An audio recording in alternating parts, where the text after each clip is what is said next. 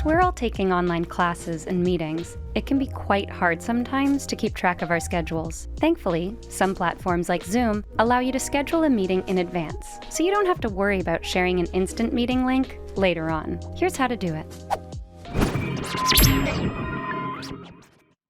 Open the Zoom application on your computer or laptop and sign into your account. Next, click on the schedule icon, then fill in your meeting's details like name or agenda, date, and time. Next, set your security, video, and calendar settings. Once you're done, click Save, and now you can add the meeting to a calendar or share the link to the invitees via email or any other platform. These will work on Zoom's clients Windows, macOS, and Linux. If you want to use the Zoom mobile app, then here's how to do it. On the Meet and Chat tab, tap on Schedule. Next, enter the meeting's details and set up the meeting settings. Tap Save, and you're done. Now, to send the link to participants, simply go to the Meetings tab, then tap the meeting you created.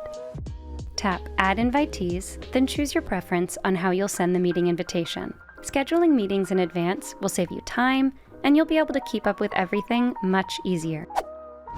If you find this video helpful, click like and subscribe to watch other guides for all sorts of technology.